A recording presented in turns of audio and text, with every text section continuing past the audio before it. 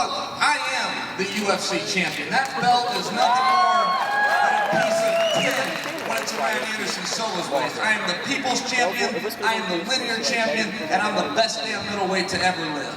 So, after Brian, Stan, and I do business, Dana and I will sit down like we always do.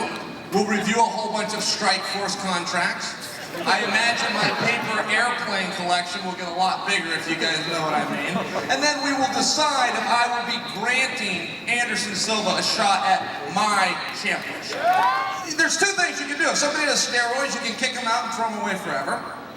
Or you can just open up an all-steroid league and let the games begin. I really don't care either way. Put it in your body, don't put it in your body. 1-on-1, 2-on-1, 5-on-1. I'll make sure they all need 9-1-1.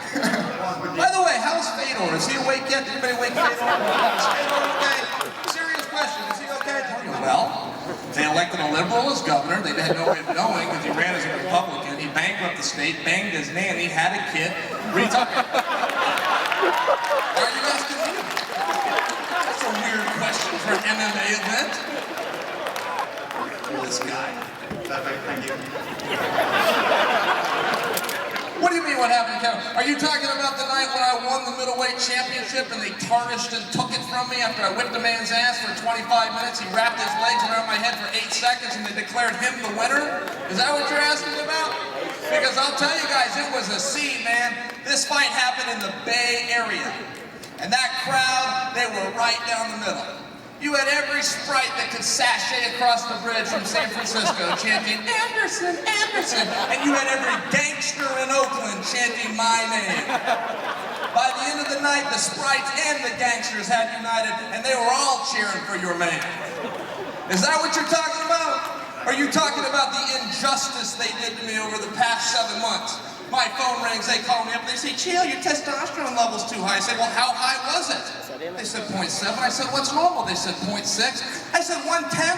You're telling me I'm 1/10 higher than the average man? Retest that. You must have caught me on a low day. That's what I told them to feast their eyes and fantasize. I offer no apology. That's testosterone, ladies and gentlemen. And on top of that, what do you mean higher than the norm? Who are you comparing me to? The pink t-shirt, earring wearing guy I just fought? Well, of course. I said, well, Mr. Sonnen, what are you telling us? I said, isn't it obvious what I'm telling you? Chael Sonnen is too goddamn macho for the standardized testing procedures of the California State Control Board. Did I answer your question? Well, I don't care about those step backs. That's such a good point. You guys hear what he just asked? Would that be a step back? There's no such thing as a step back. And I'm sick of these fighters acting like it is. I just heard a fighter say, I am only going to fight champions and former champions. That was his statement. Who in the blue hell does he think he is? What if Dana White came to work and said this? You know what, guys? I promoted a lot of big fights, and from now on, moving forward, I'm only going to promote champions and former champions. The industry would freeze. Who are these guys to pick and choose who they fight? I don't give a damn who gets in there. I fight them all. Come on. We're having them all. Bring it on, ladies and gentlemen. If you want some of me, say my name. I was training. Does anybody know what he's talking about? An interview that was done with Jim. Okay, we got a few people out there. I was training at Nike, and we would work out at the Nike World Headquarters. Happens to be in my home state of Oregon. And we would work out in the Lance Armstrong building. He's got this huge pool, he's got a building all named to himself. So I'm in tight with the Nike guys, Lance is in tight with the Nike guys. So we go do this interview, you know, and I'm beat, I'm roughed up. There's no way for me to deny it. But the only thing I can hang my hat on is that I just woke up. So I thought maybe my voice had a little bit of sleep in my voice still, and I could play this whole silly me, I couldn't quite hear it routine. So it was the only card I had to play, you know, so I throw it out there across the...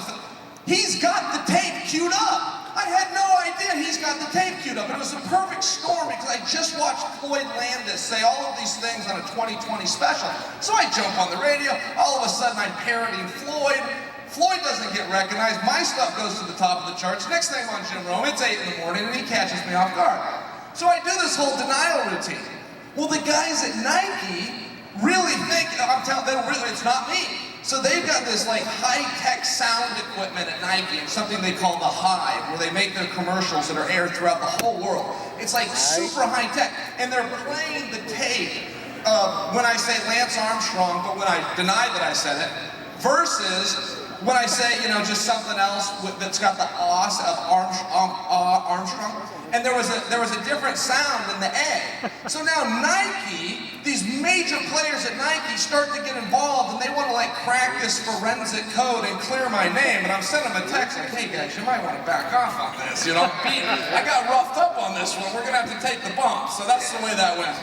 Well, look, I don't manufacture conflict, and I'm not going to go out and create something with Brian Stann that isn't there. Brian Stann is a great guy. I wrote him in and voted him for the President of the United States in 2008. I will write him in again in 2012. And when he becomes the legal age of 35 by 2016 per our Constitution, I hope that you all vote for Brian Stann. He is an outstanding human being. Look, this isn't 1984. This isn't the Iron Sheik versus Sergeant Slaughter. I'm not going to walk to the ring and curled up boots looking for a camel's clutch.